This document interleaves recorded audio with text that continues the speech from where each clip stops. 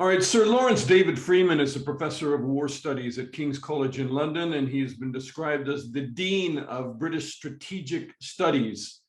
Hi, Professor. Hi. It's very kind of you to talk to us. You are in Davos for the Economic Forum, but this is where billionaire financier George Soros yesterday talked about the invasion of Ukraine as the beginning of World War III, and the best way to preserve free civilization was for the West to defeat President Putin. I mean, you couldn't make this any more dramatic and put more on the table in terms of the risks to civilization right now than that statement. Do you agree? I think we have to be careful how we frame it. I think the starting point, I mean, first, it is striking that this is sort of, as people have been saying, a Ukrainian Davos. I mean, it's dominating all discussion. Secondly, the basic objective of the Ukrainians is to recover all of Ukraine. It's not to overthrow Putin. There's no attempt to threaten Russian territory itself. Their objective is to get their country back, and then to get on with the enormous task of reconstruction. And I think that is how it's best framed. If we start putting it in terms of defeating Putin, in one sense, yes, it's important because whatever he thought he was going to be able to achieve in Ukraine, it's important that he doesn't achieve it. But that doesn't mean to say that we can set on a campaign for sense regime change in Moscow. That'll happen by Russian means, by Russian people, if it happens at all. And what we mustn't do is set ourselves objectives by which, if we actually do see Ukraine recover its territory, in some sense that will be seen to have been a failure of some sort. It'll be an amazing achievement. So I think I would focus the objectives on a more limited sense, but still very demanding, rather than the question of what happens to Putin. There is an issue which will affect questions of sanctions, of what do you do if Ukraine has returned, got its territory back, and Putin is still in power. Do you keep sanctions going like we kept sanctions going while Saddam Hussein was still in power, and so on? I think that's going to be an issue. How do you deal with a man who has acted in the way Putin has acted? That's going to be an issue. But I think we need to keep the territorial integrity of Ukraine to the fore. Certainly, at the very minimum, I think the conversation is going to evolve into containment of Putin's Russia, not necessarily long-term Russia. But look, let me ask you about not so much the ground war right now, but the increasing talk about the war at sea, potentially, and this stranglehold that Russia has on the Black Sea coast of Ukraine, blocking grain shipments out of Odessa. It is becoming increasingly paramount, with grain rotting in silos and then grain that is being harvested now. And you're a proponent of breaking the blockade, if I can speak for you. Yeah, I mean, I wrote a piece with that as the headline, so I can't escape the logic. I think actually, since then, the conversation's moved on, because it is such an urgent international question. I think lots of people, I think, were coming to the same conclusion very quickly, that the greatest international repercussions of this war will be if this huge amount of Ukrainian agricultural produce, it's not just grain, can't get out.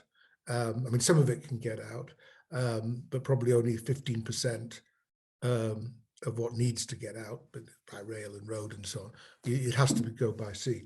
I think the conversation's moved on, and we're now talking about more of an international effort, humanitarian effort, with the UN taking a lead. And that's partly because I think it's hard to do this in the short term, without some sort of Russian cooperation, frankly. I mean, Russia has its own interests in this.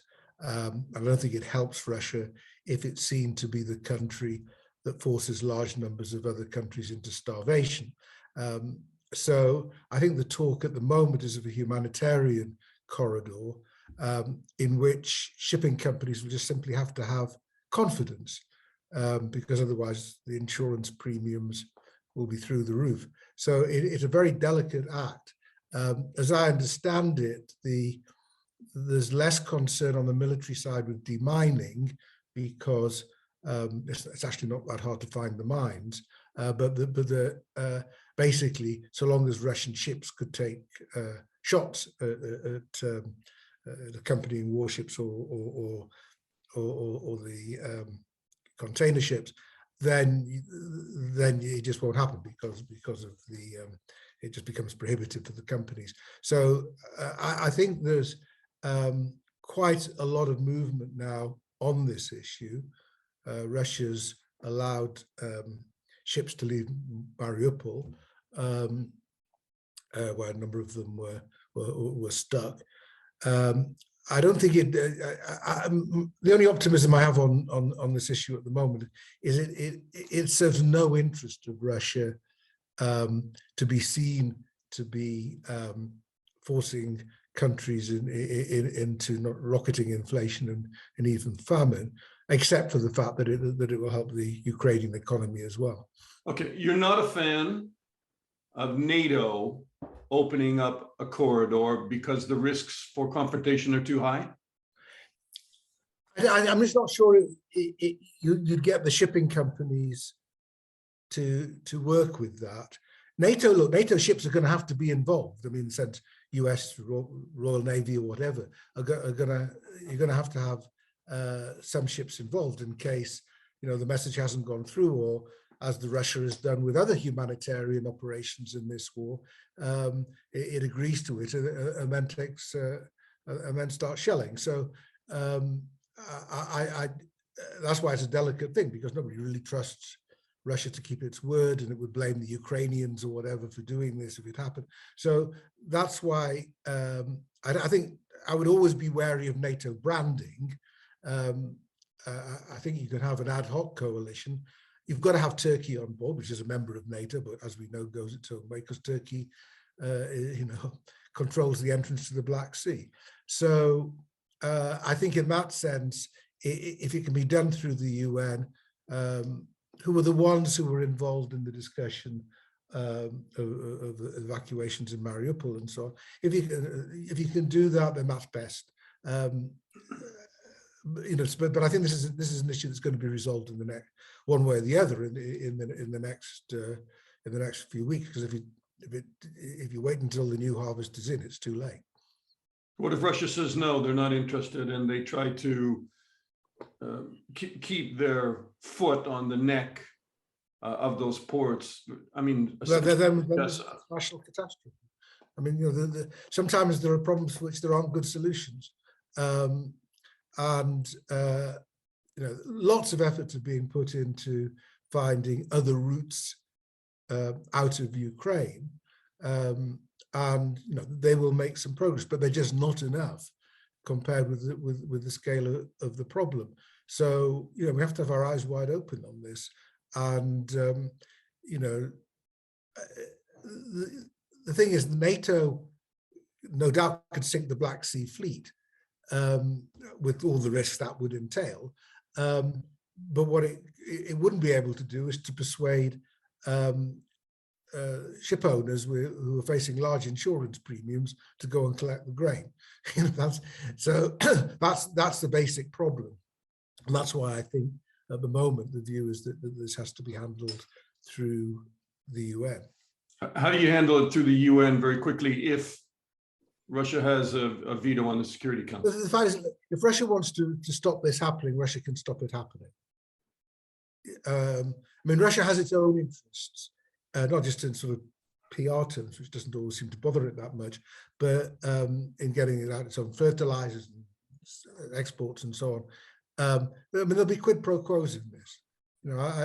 Again, I think we have to have our eyes open about what this will involve. I think this has to be in some ways separated from the war itself. And it's an area where some concessions may have to be made in this very specific area of agricultural exports to make it happen. But you know, the tragedy that could follow after a period, you know, droughts and so on, where so it wasn't as if the food supply situation was great already; it was already very tight. The tragedies that could follow are enormous, and would hit every country in the world. So, you know, Russia and Ukraine between them, what, 40% or something of export? I mean, this is serious stuff.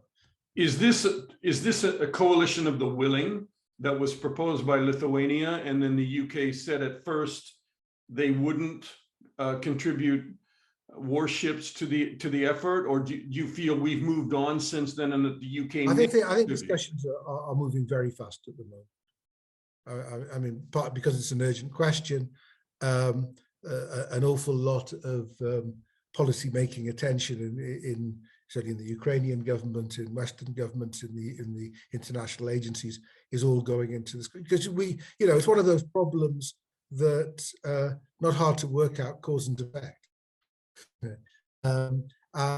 So, you know, for these very complicated problems and this is quite straightforward. You've got to get that grain out and to the places where it's needed, and then you can fill up the silos again and go to some sort of back and sort of let the agricultural cycle work itself through. There are other problems with Ukrainian agriculture because you know, Russians have been targeting that as well. So it's, you know, the problem isn't over then, but the immediate problem is over. So you don't talk about breaking the blockade, you talk about a negotiated passage, I mean, with Russia. I talked about breaking the blockade. I'm now pretty convinced. Look, in fact, you have to break it, you have to stop it, but it's not going to be so easy by forcing your way through all guns blazing. All right, Professor, thank you so much for your time. I appreciate talking to you. Okay, bye-bye.